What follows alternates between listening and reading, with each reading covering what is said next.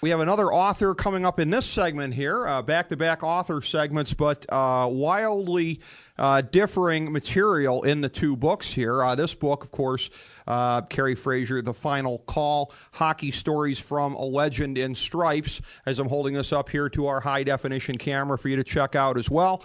An excellent book, and I really enjoyed reading it. So many different great anecdotes about different outposts in the NHL, and he was reliving what it was like to go to all these different places as he was taking his final run around the NHL. This is a guy who is a ref in so many big games in recent years. His seniority and his stature had put him in so many big ones, from the Olympics to the finals to any number of other games, Winter Classic.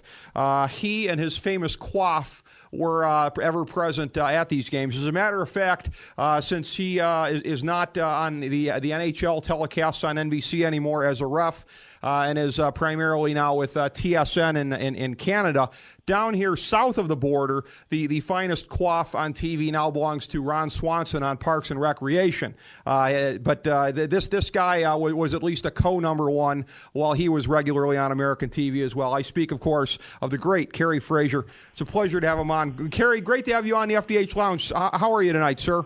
I'm doing great, Rick. Thanks for having me. Oh, it's great to do that. I'm very appreciative to your publisher for shipping us a copy of the book. It's always great when that happens. I really enjoyed it. Often have bad luck, and I got to tell you, the publisher went bankrupt when it was time to pay royalties on that great book. But nonetheless, there's good news because there's going to be a trade paperback with a new publisher that includes Random House. So it'll come out in a fall edition in paperback and an ebook too. So people will be able to download it as well. Oh, great.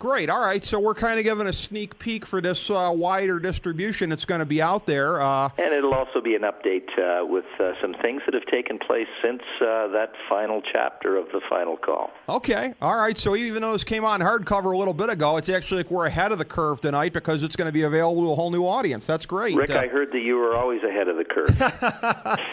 Thanks, Kerry. That's going in a promo. But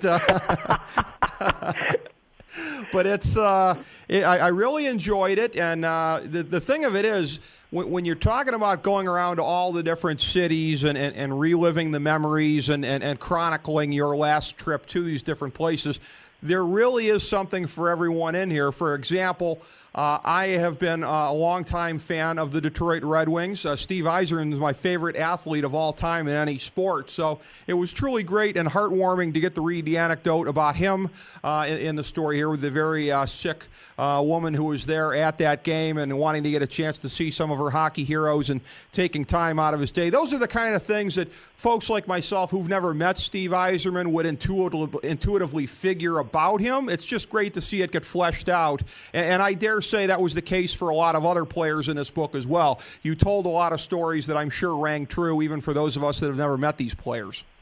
Well, you know, Rick, it's a lot of this behind-the-scenes stuff, and the premise of the book and why I wanted to write a book was because I was highly recognized, and I think the good quaff you talked about, I was on besthair.com when Jimmy Johnson and I were fighting for position and ranking in the top 10.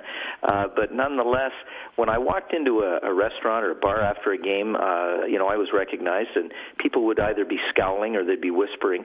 And rather than leave or hide in the corner, I would go over and engage people in conversation. I'd shake their hand, introduce myself, and I would ask them if they had a question about the game that night. I answered their question, typically about a call that I made or didn't make that had them a little angst. And then the conversation from their perspective turned to, tell me what goes on out there. What were you saying to this player or coach at that particular time? All they really wanted to do was get in the game. They bought a ticket. It got them as close at the very best as the front row behind the glass. They wanted on the ice, and they wanted to know what goes on behind the scenes. And I think that's what this book demonstrates, the stories that are unique and personal between players and coaches and I shine through, and it's been really well received. And, as a result of the promoting of the book, I was contacted by TSN in Canada, and they created a segment for me on That's Hockey Tonight called Come On, Ref. And from that, there's a blog on their website that I answer questions every day. And, the fans they're thirsting for knowledge. They want to learn. They want to be educated. They have an opinion, for sure, about the game. They have a very strong opinion about the way it's officiated. But a lot of times it's based on bias, and it's not based on knowledge. And I think that that's what I've been able to provide, is at least a different perspective that people can look at, and then they can decide for themselves what's right and what's wrong. I was thinking about this today. I had a parallel thought that came to my head, because our biggest sport down here in the States, of course, football and the National Football League. In the last year or so, Fox Sports has put one of the top guys in the booth there, Mike Pereira, after he retired. He was then giving some insight. So I'm looking at that. I'm looking at what you're doing with TSN, and it's a thing where I'm wondering, I'd love to know your opinion on this. The hunger that comes from guys like you and Mr. Pereira, does some of this come from curiosity out of the Tim Donaghy thing in the NBA a couple of years ago, and this kind of underbelly that he exposed out there? Is there a fascination? Is there a sense that people think that there's more to this, or maybe more of an underbelly than it is? Or is it just the fact that people are looking for another perspective, and everything that can be analyzed has been, with former players, former coaches, etc.? It seems like maybe referees and umpires are the last frontier. Which of these factors, if any, do you think accounts for the fascination of hearing from guys like you? Rick, I truly think that it's people thirsting for that extra perspective from a position of knowledge. The guy that I did 2,165 games in the National Hockey League, more than any other referee in the history of the game. And that doesn't mean I was any good. It just means that I lasted a long time and I stayed out of the way. But the people want to know. They oftentimes, when I would be watching a broadcast, and nothing against the great players that moved into the broadcast booth, but I know those guys when they were on the ice as players, and they didn't know the rules then. There's nothing that would suggest that they would know them more now. So when they make a comment, it becomes gospel.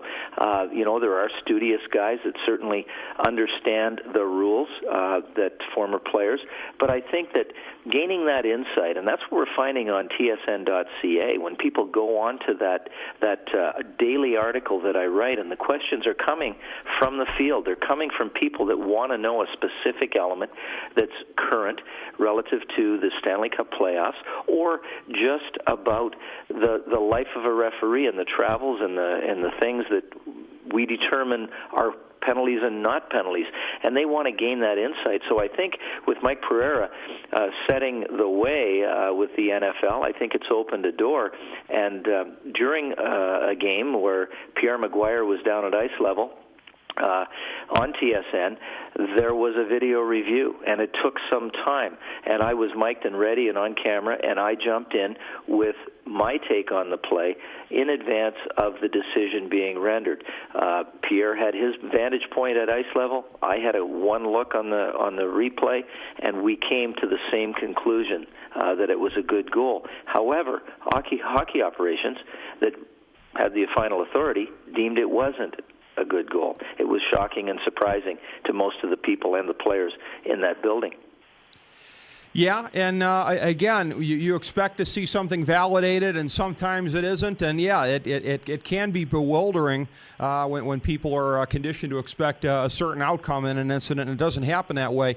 Something that was very interesting in this book also, too, and I'm always fascinated as a writer when I come across things that are kind of unexpected. You wrote about the iconic incident that you hear about still today and will the rest of your life, that game in the playoffs in '93 in the Western Conference Finals with Toronto and L.A. And what was very interesting as you laid it out, and you didn't do it in a way that was meant to be exculpatory towards you. You weren't making excuses, but as you're going through and you're laying it out, it becomes something that people can relate to universally, it seems like. I mean, who among us hasn't had something where, okay, that wasn't my finest moment, but unless, these other things happen, nothing's really going to come of it. Gretzky scores the goal right after that, and then it's a steamroller effect from there.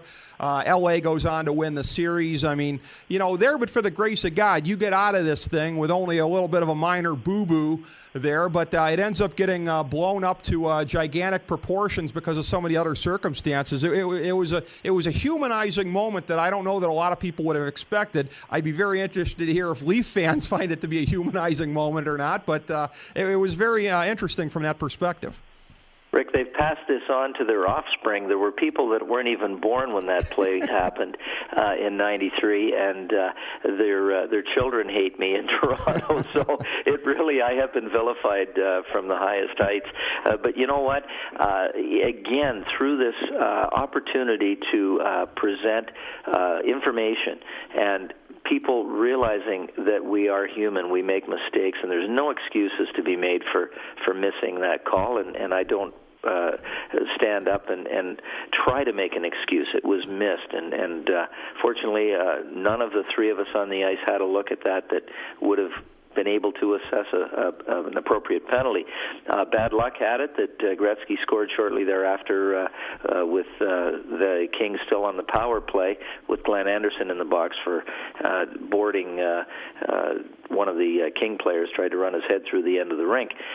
So Game 7 was still to be played. Doug Gilmour very graciously a year ago in the Toronto newspapers said, "Hey, give it up, folks. Come on, Leaf fans.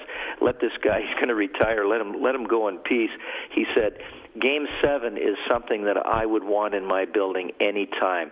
And he said, "We just didn't get the job done." So very graciously, gracious of Doug Killer Gilmour that put it into the proper perspective, I guess. Absolutely, and you know what? I'd say based on current events, he's armed with a lot of things to back that up. I mean, if Vancouver can get off the mat in the first round the way that they did, if San Jose in the second round, unfortunately for my Red Wings, can get off the mat, I mean, who's to say that Toronto back in '93 couldn't have won Game 7 in their own building? I mean, he's got a couple pretty good examples to point to from this year alone. There's no question about that. I mean, these playoffs have been exciting. There's been a lot of hard hitting. Typically, the first round of every playoff year is the toughest. I found that over 30 seasons in the NHL, that was, for me, the most difficult series to referee. We've seen in modern day so many divisional conference first-place finishers that end up eliminated after that first round. There's major upsets that take place, and even President's Trophy winners have been upset in the first round. So when players make it to the playoffs in that first round, it's a breath of fresh air. It's a long grind over the regular season. They've achieved the first step in their goal, and that's to get there. And that's when the excitement heightens, and teams that were even 20 points behind the team that they were going to play feel like they can win. This is a new season, and they're excited. And all it takes is maybe a hot goaltender, a break here or there, and boy, they can knock the top seed off. And we've seen that so many times. You'd indicated previously that the first round can be pretty tough to do, and that kind of makes me wonder. It made me draw a little bit of a connection because I look in the playoffs and times in the past, particularly with my Red Wings being a very skilled puck possession team, the series where we've come up short, a couple of the losses to Colorado way back when, or other times, it's when we've been disrupted from our rhythm. It's when we just can't get anything going, and the passes aren't crisp and everything. And a team like that in particular, as opposed to maybe a less skilled team that plays kind of muddy, but a team like that needs to be in rhythm, is lethal when they're in rhythm, but when they're not, it can be kind of ugly. And I'm sort of wondering if maybe this is not exactly the same thing, because there's so much Kremlinology, there's so much analysis year after year. Oh, they're calling the games tighter in the playoffs. Oh, they're letting anything go. It's prison rules. The bloggers and everyone else are always opining about what the instructions are from the league office, whereas to hear you say it, and it seems to make more sense that way, it's just a matter of finding your way, getting into the rhythm, and trying to figure out the right way to call the playoff games. Well, Rick, your observation is really astute because as we've seen the other night with Vancouver taking 5 penalties in a row, the previous game they got into penalty trouble. They've been a disciplined team throughout the playoffs. However, what I've seen is that in the early stages of the playoffs, we've had some inconsistency. We've had a variance from what is expected or we expected that was going to be called and what we were told was going to be called. So that the head hit issue with Seabrook getting hit by Raffi Torres, Bickle then following up and hitting Bieksa in that series with Chicago and Vancouver. We had Steve Downey in between those two games that thought, well, gee, if Torres can do it and it's deemed to be a good hockey hit or a good hockey play, then tomorrow night I'm going to take an opportunity when Ben Lovejoy was coming around in the same zone, same area, but the only difference is Steve Downey left his feet and got a 1-game suspension, even though he didn't hit him in the head. So we're seeing some confusing signs here, some inconsistencies, and that's confusing the officials, I believe, too. So now, fast-forwarding to the last couple of games that Vancouver has played, they got into penalty trouble not because they were playing different, but because the game was being officiated different. When they were down with 5 penalties in a row, and they could have had 6 when Ballard bent down and Lowbridge hit Jamie McGinn at the knees or below the knees as McGinn was coming in on a forecheck. They were out of sync. They were out of rhythm, which is exactly what you're talking about. And I sent a quick email off to the panel at TSN in studio and said this team is struggling right now because they don't know where to turn. The mountain is getting bigger that they have to climb here because they're taking penalties. They don't know what to do. Their best players couldn't get on the ice. They couldn't put the Sedin twins out to kill penalties, so now they're sitting. They're getting less ice time and less opportunity to score. All it took was one power play, and then that resulted in a 2-man advantage. First shot, bang in the net. Another 2-man advantage. 3 shots, 3 2-man advantages, and it's 3-0. And the whole mentality of that Vancouver team changed. They were on the offense. They were no longer on defense, and the pressure was on the other team. Oh, exactly. And you mentioned about headshots as well. I should mention a previous guest on the show, someone who we greatly enjoyed having on, Christopher Nowinski, who has really been a really good activist on this subject here. He has had his own criticisms in the past of the NHL vis-a-vis shots to the head. He seems to be somewhat pleased that they're coming around to some extent. It's not exactly the wild, wild west on that anymore, but what are your thoughts on preventing head injuries and what the NHL can do a little bit more effectively? Well, Rick, it could be a whole separate book, believe me, because 4 years ago I had 2 game misconducts rescinded where I assessed direct contact hits to the face and head of players that were knocked out and carried off the ice. I was told that they were good hockey hits. After the second one, this happened within a span of a week, one in Pittsburgh and one in Phoenix. I said, you guys got to be kidding me. I said, I'm not that bad that 2 game misconducts I would assess would be rescinded, especially within a week. I said, if you tell me that those are good hockey hits, I'm going to tell you right here and now, within 4 years, you are going to have public opinion that you can't ever defend against. They're going to be all over you because it's going to get worse before it gets better. Other officials are going to see this and they're going to say, well, gee, I'm not going to call it then. If Fraser has his game misconducts rescinded, I'm not going to call it. The next thing you know, that's what happened. And then we had Matt Cook finally hit Mark Savard in Boston that night with an elbow to the head, and all bets were off after that. The tide had turned. Public opinion, even in Canada. Ken Dryden, Hall of Fame goaltender, former Montreal Canadian, who was a member of Parliament, spoke up, as did the Canadian finance minister who played college hockey at Harvard. He spoke up, and they were basically told, mind your own business, we don't tell you how to run the government.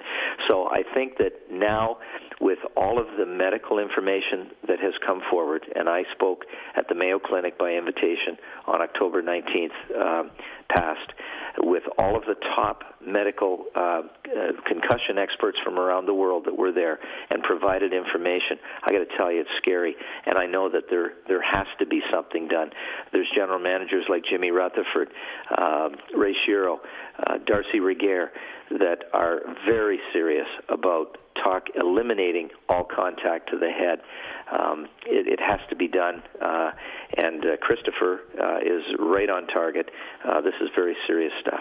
It really is. It really is. God bless you for calling attention to the subject, Kerry, because you're right about that, and saving the lives and health of these players has to be absolutely paramount. A great book, Kerry. Kerry Fraser, The Final Call, Hockey Stories from a Legend in Stripes. We always love to give our guests a chance to plug, so anything else that we mentioned, the TSN blog, people can check out your work there, and the mailbag that you've got going on, but anything else that people should know about, Kerry, please put it out as I hold up this book to our stunning high-definition cameras. Anything else? Thank you so much, Rick. I think that with the blog, there's an everyday opportunity for people to gain insight into the officiating, into the game that they typically wouldn't be able to get elsewhere. So we're proud of it. We're thrilled with it. And you know what I'm really thrilled with is the turning of the people's attitudes. They're opening their minds, and they're recognizing that officiating in all sports is a demanding, difficult job, and they're starting to recognize that, you know what, we have a biased opinion, being the fan, and they're now looking at it from a different side of the glass or the field. It is a great perspective that you're able to give them, Kerry. And again, it was a true pleasure to have you on tonight. I would love to do it again sometime. It was an awfully fun conversation with you. Rick, my pleasure, and any time. Thanks so much. Oh, I appreciated it, Kerry. We all did. Thank you so much. The great Kerry Fraser, everybody. Longtime NHL ref, one of the true greats.